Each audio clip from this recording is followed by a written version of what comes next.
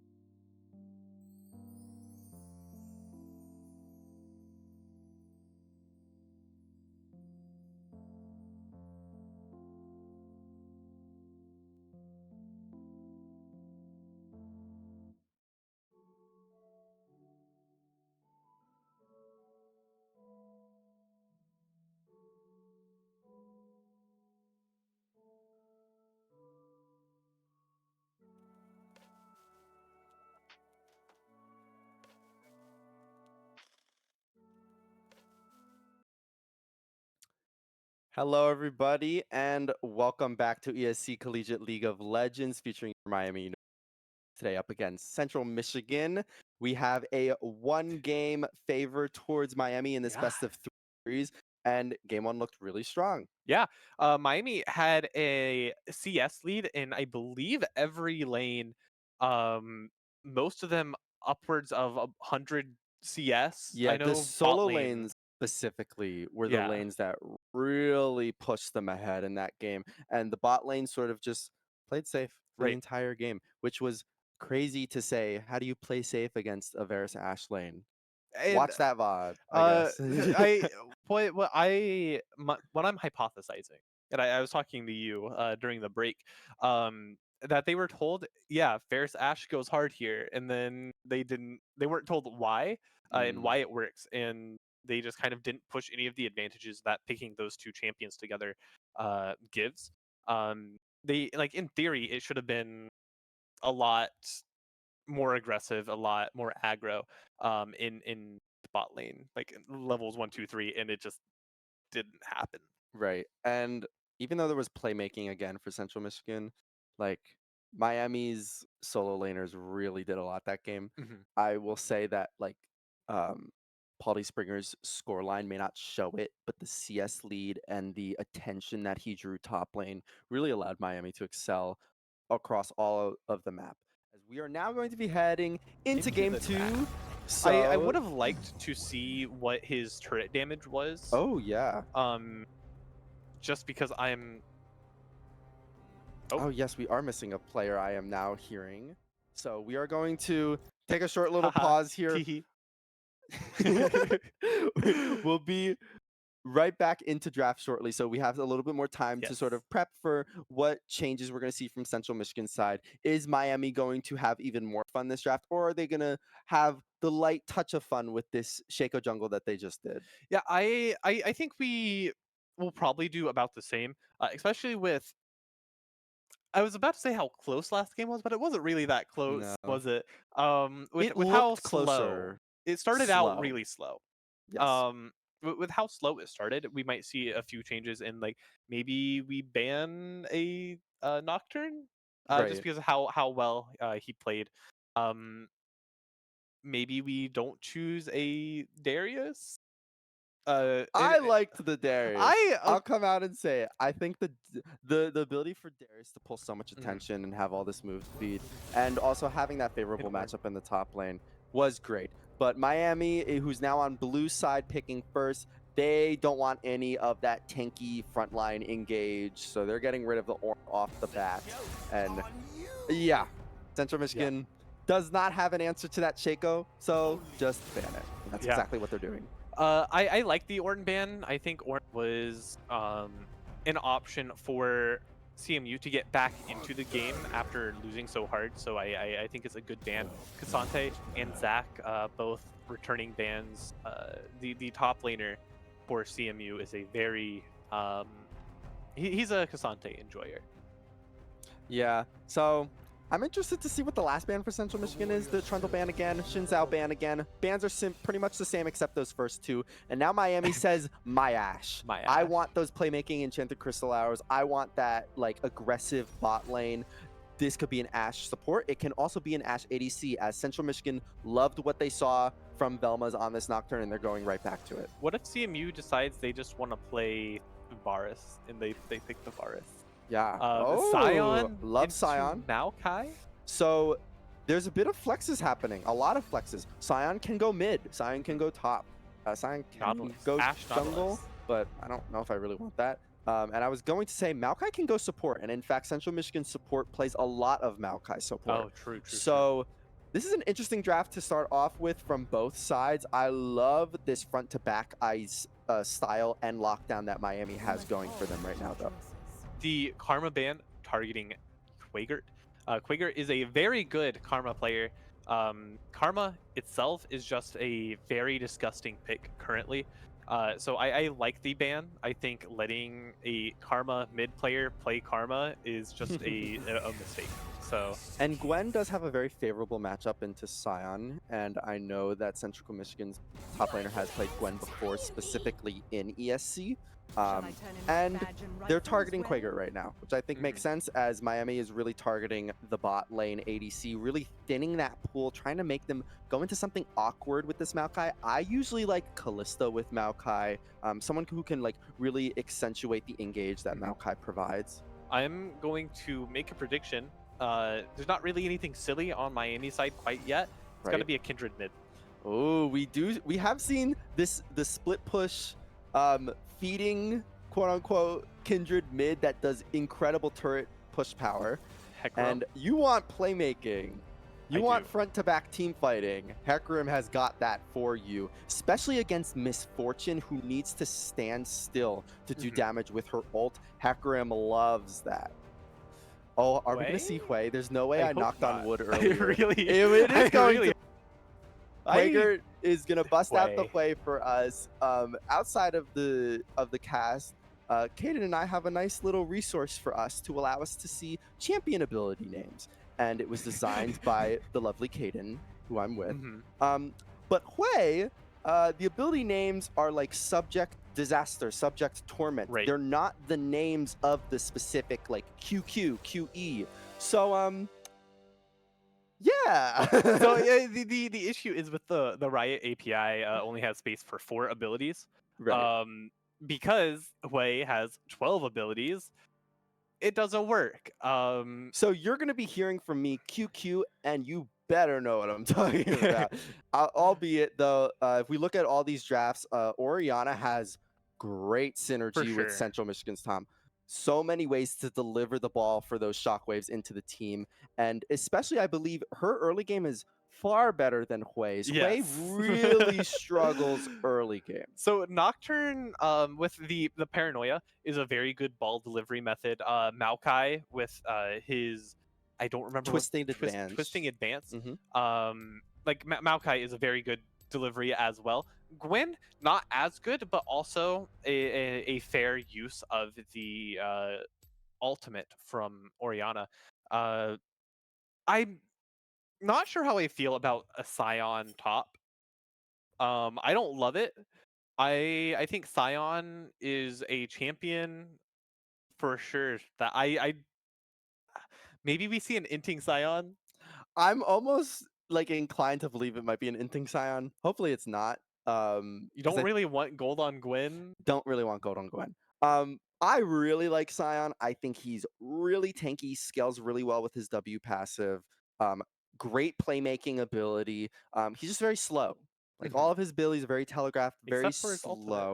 I Except wouldn't for call his his ultimate slow. ultimate, I guess. Yes. But I'm interested to see how this plays out. There's not a lot of great lane matchups for Miami. Mhm. But we also saw that last game in the bot lane where they didn't have a great lane matchup and they were still able to just edge ahead with just straight up better farming and lane phasing. I am very curious to see how Hui is played. Um, I have played with Huis. I have friends that play Hui. Um, but those are not the like platinum diamond players, right? So I am emerald diamond, whatever. So I'm curious to see how a more talented and a better player plays the Hui. Kind of see how he does once he gets out of that farm like lane phase. Once he's stronger, gets a few items. I think it'll be a very interesting champion to watch, especially in this higher level of play. It's all about team fighting for Miami. You know, like Miami's front to back is truly exceptional in For this sure. game.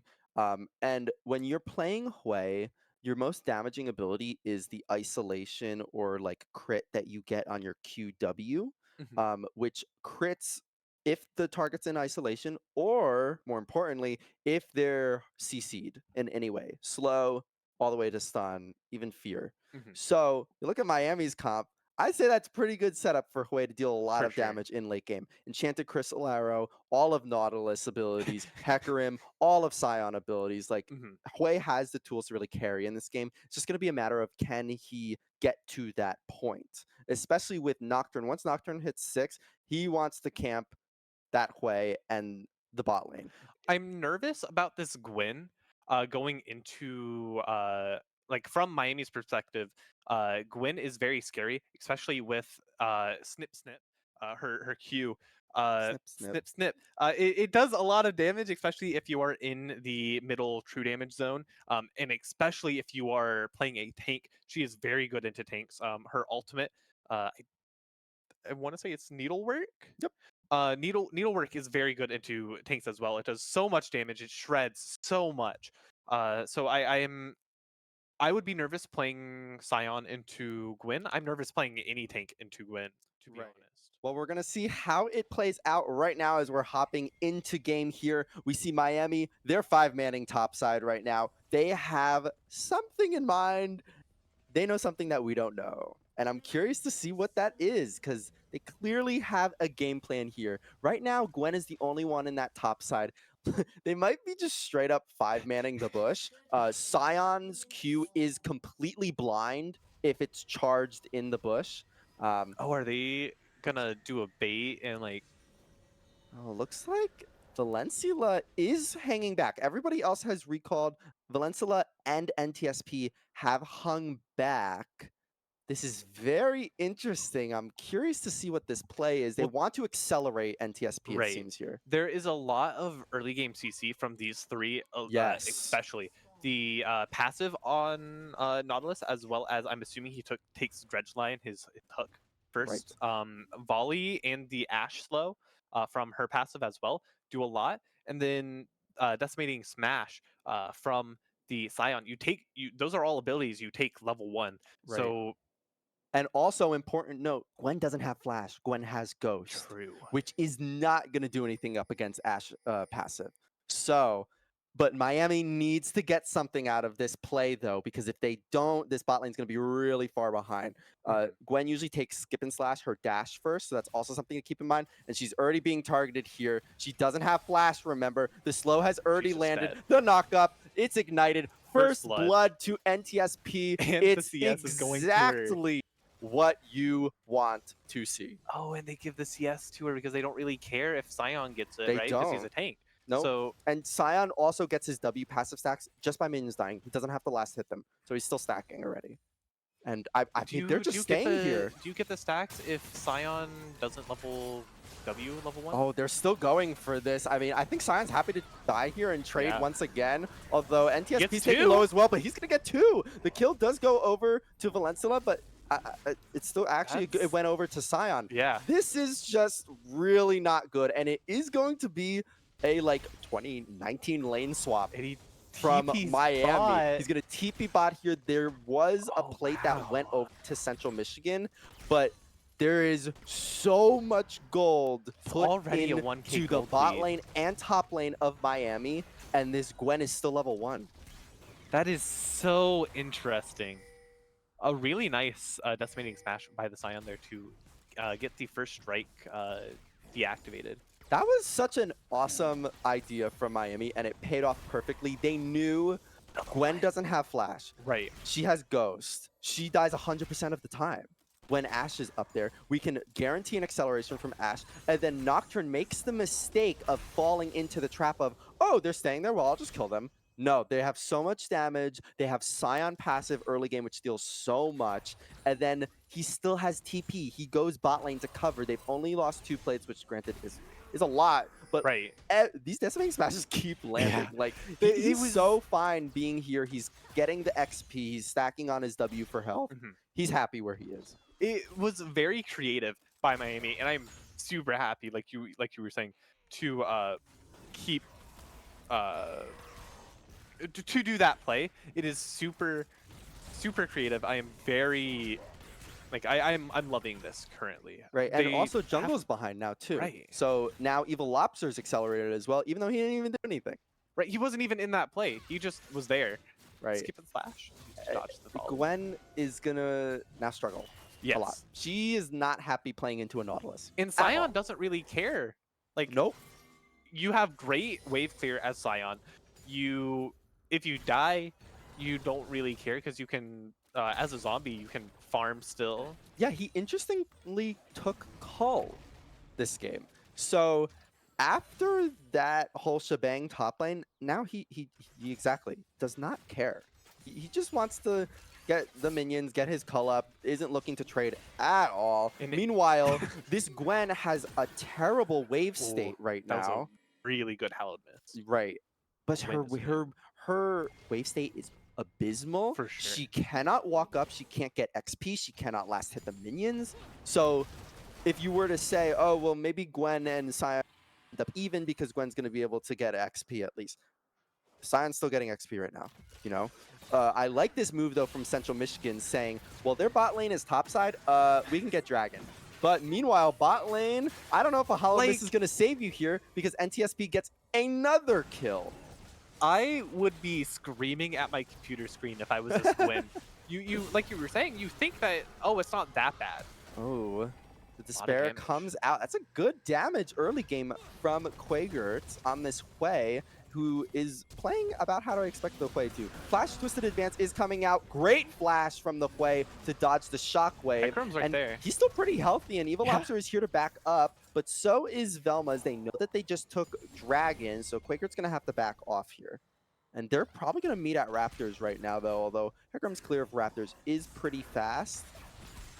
Yeah, and he's going to run away there. Velma's able to take the rest of the Raptors, but I mean, what's Misfortune doing? So to Hui Sion right now is actually ahead on CS, which is very interesting. Hecarim in the top lane. Paul B. Springer is also looking bot side, but Gwen, once again, she can't do anything. No flash. Hollowed Mist has expired, and again, they're giving the kill purposefully to NTSP. This Ashe is... It's going to be so difficult. You're going to have to bet everything on a Shockwave on this Nocturne with the Paranoia. Like, that's the only way that this Ashe is going to be able to die without destroying at least your front line. I'm, like, still reeling about the fact that Sion is just there. Yeah. He's farming. He's not dying. He's level 6. He's level 6. He is basically even in CS with his bot lane. The Misfortune isn't really doing much in terms of stopping him from getting any farm. Right. And I mean, they did get plates, so there is a decent amount of gold on Central Michigan's bot lane that they can try to bet on. But again, oh my gosh, this Ashe is 3-0-2. Gwen has 15 CS. Yeah, Gwen is in the trenches right now. This game is absolutely unplayable for her. Nice trade. Look how far back she has to play to not die. She cannot even soak XP. She needs her jungler and her support to come up right now. There is no way she can get out of this game by just sitting as far back as she is. There's no even point to sitting that far back. She cannot soak any XP up. The game is over for her already, you know? And so she's praying that the wave pushes. What if it doesn't? She needs her jungler up there right now, and I don't even think her jungler is going to do. Here comes Evil Lobster, though. He's got the ult used. Big fears come out. This should be a kill, although Velma's is here. Great decimating smash, but not enough damage, unfortunately. The Onslaught of Shadows was great by this Hecarim, just not enough damage quite just yet. Yeah, like, this Gwen, it just feels awful. You need at least, like, 1 or 2 items on Gwen. You don't even have your ultimate. You're level 4. Right. Like, there's nothing you can do. And if you're Valencula, you're playing the most boring game of all time, right? All your job is on this Nautilus is to sit in that bush and do nothing. And just tell the Gwen, yeah, I'm in this bush, walk up. And she's not going to walk up. She's not going to be able to. This Gwen is starved of gold. She has less than her own support. This is exactly what I wanted to see. We need a lane swap needed to happen way earlier, or at least someone needed to be called up top lane. That is a huge volley to stop the Gwen's back. The Sion is now going to actually be able to get that lane under turret. So now she's going to lose even more gold. Now, I do want to keep in mind that Nocturne has level 6 and is topside. It's really easy to get to lock down this Ashe here with a Twisted Advance and a Paranoia. The issue, right, is Gwen goes bot to match the Sion, but Sion's at the point where he just kind of does more. Yep. Gwen, level 5, doesn't have needlework up. The Sion has unstoppable onslaught. He can do whatever he wants. He can probably solo kill her. Yeah, for sure. So, I mean, if the wave state goes bad again, 23 CS. There's nothing to do. Like, your Gwen's just a lost lane. Yeah. Like, Hecarim is topside. It looks like a lot of Miami and Central Michigan are focused on this top side right now. They are going to be securing the grubs for Central Michigan. That dragon is up shortly. The first dragon was, remember, taken by Central Michigan in response to Miami on the top side. That decimating smash does so much damage. Gwen is taking this dead. fight for some reason, and she's just gonna die here. There's nothing that What can be was done, the and also point? great line comes out. Paranoia is just making them stuck here. Shockwave only hits one, and Evil Lobster is shredding through them with the rampages. They do get some Void Grubs, but not without a triple kill from Evil Lobster. It's an ace for Miami at 10 minutes. The only issue with that fight is Hui got nothing but assists. That is the only problem that Miami is facing with that fight. Wow. Well, did we get all 3 of the grubs? I believe that Central Michigan got majority of the grubs. Okay. I do wish, is there an indicator for grubs? There's a buff. I don't know if it shows up on Spectator. Right, so it looks like Miami got at least one because there is the purple that is showing up. Our spectators are highlighting the hotbar. On the hotbar. Okay. 3 and 3. 3 and 3. Okay, yeah. Okay. So it's tied 3 UI to 3. is kind of. Yeah, you know, when new seasons come out, UI changes happen, and that is interesting though. That 3 and 3, fairly even. Paranoia coming out.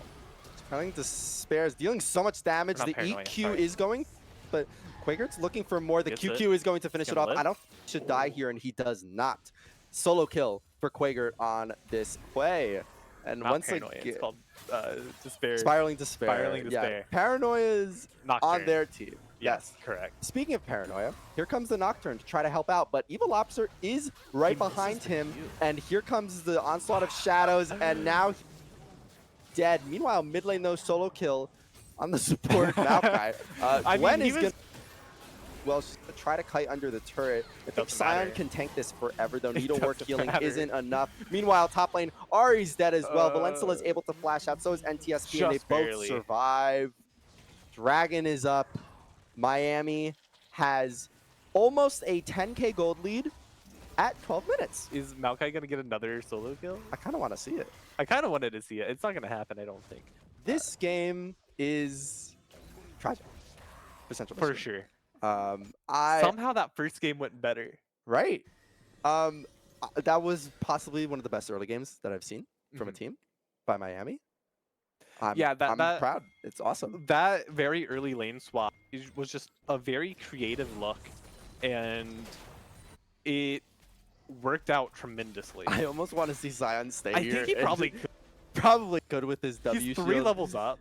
Doesn't want to risk it. It's a big shutdown. Like across the board, Yeah. Miami has shutdowns. So, and even looking into late game, like who are you looking towards? Gwen at 2 items. When's that gonna happen? You know, Miami has total control of this game to such a. She doesn't even have 1 item. It's to such a ridiculous degree. Miami is going to be taking their first dragon of this game here. It is Infernal Drake. We'll find out what the soul is for this game. If it's Mountain Soul, I think Central Michigan is ready to cry. Even Hextech Soul, honestly. If you're Central Michigan, all you're praying for is something like Chemtech, honestly. Yeah, it was a very... I don't know. Oh, Hui... I like Hui. Hextech Soul. Oh, man. This is... Okay, well, I think we won. Yeah. You know? If you're Central Michigan, I mean, how do you get back into this game? You're going to have to just pray that this Nocturne can make enough plays side lane to try to get those shutdowns on the carries.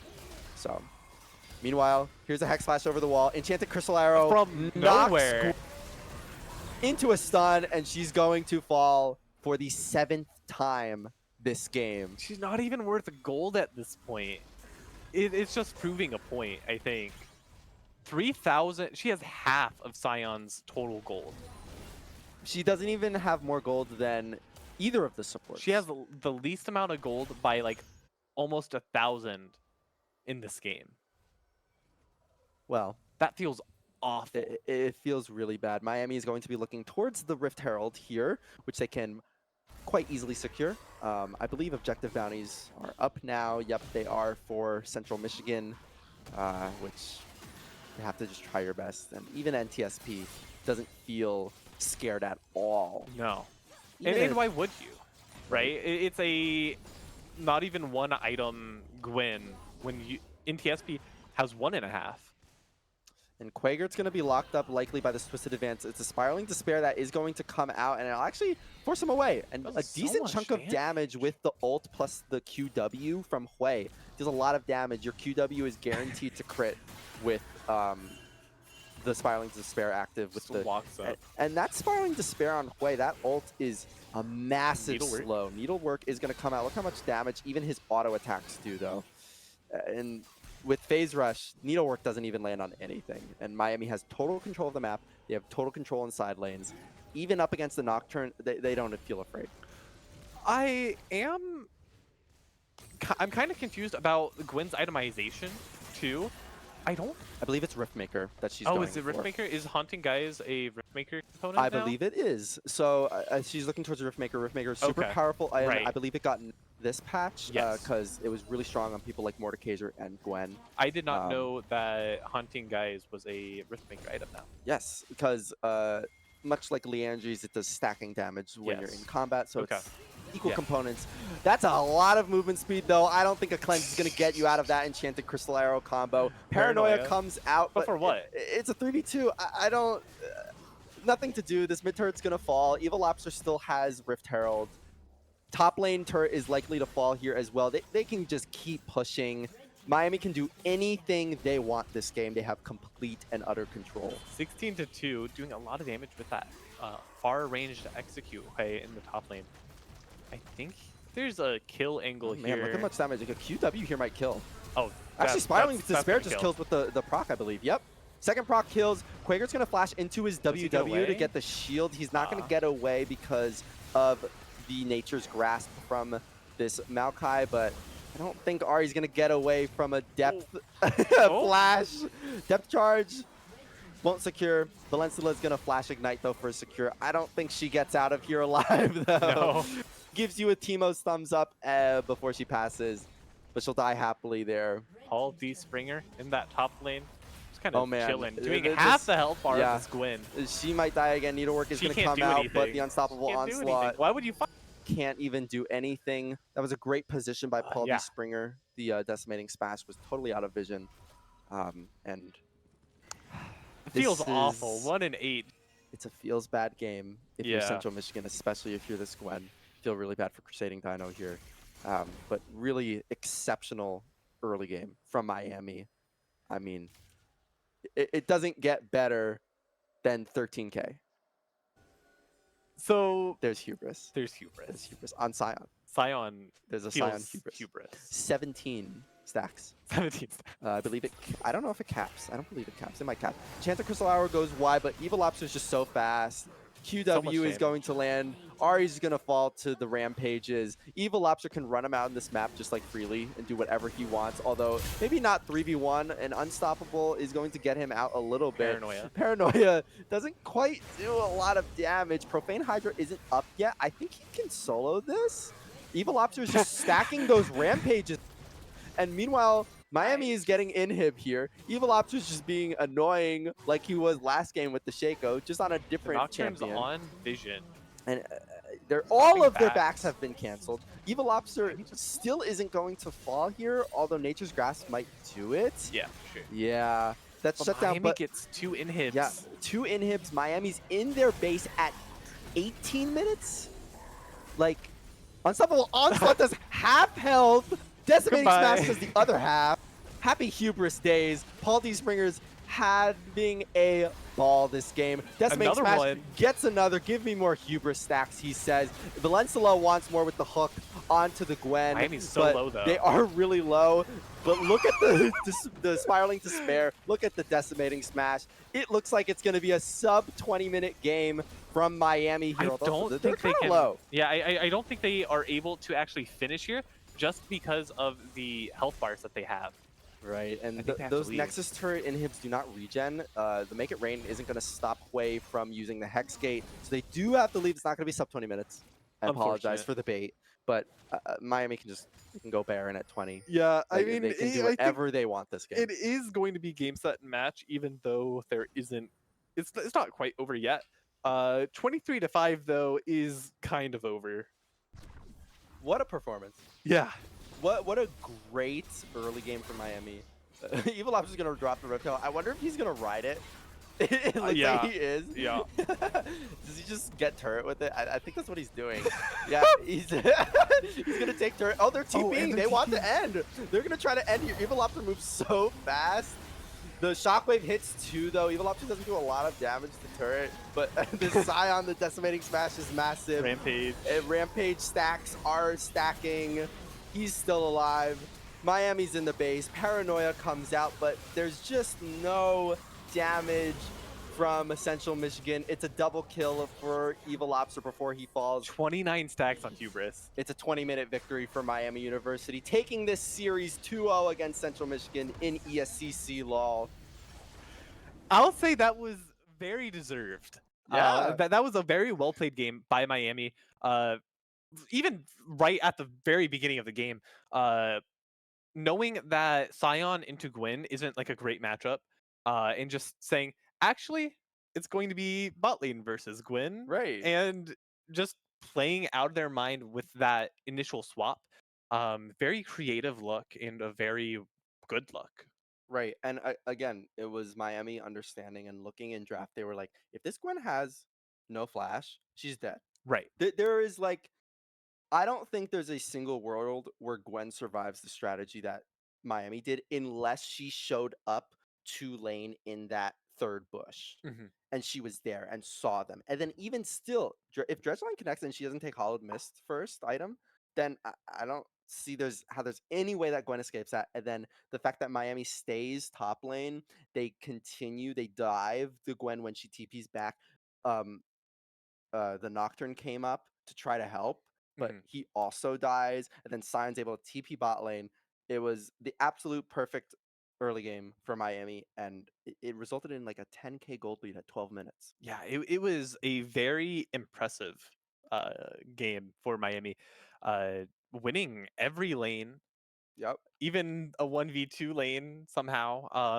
Wei didn't really have much of an impact early, but he was doing a lot more damage than I was expecting to see, especially like pre one item. Uh, so much damage. Yeah, the Spiraling Despair was always being thrown out. I loved the way that Quaker was using it basically like a Varus ult or like Hmm. an Ashe ult, where he was just constantly firing it out. It doesn't matter if it gets the kill, it puts so much pressure on that Orianna, where when Orianna wants to just push the lane and then play for objectives, she's not able to do that if every Right. single time off cooldown Spiraling Despair is coming out and dealing like more than half her health. Hmm. Great performance for Miami, who moves Amazing. up now to undefeated 3-0, while Central Michigan falls to 0-3 in ESC CLOL. You can join us for another Miami University game on Wednesday at 8 p.m. I don't remember who we're playing just yet, but you can find out when you tune in that Wednesday at 8 p.m. Thank you so much for joining us today. My name has been Jason J. Allen. And I am Keaton Citro, also known as onion_JPEG. Make sure you follow us on Twitter at twitter.com/redhawks.gg to keep updated. You can probably see some of the clips that were like the Quaker one shots on the Hmm. Vagar. Definitely that awesome early game from this past game on our Twitter. So again, RedHawksGG on Twitter. Follow us there. Thank you so much for joining us today, and we'll see you next time. Have a wonderful night.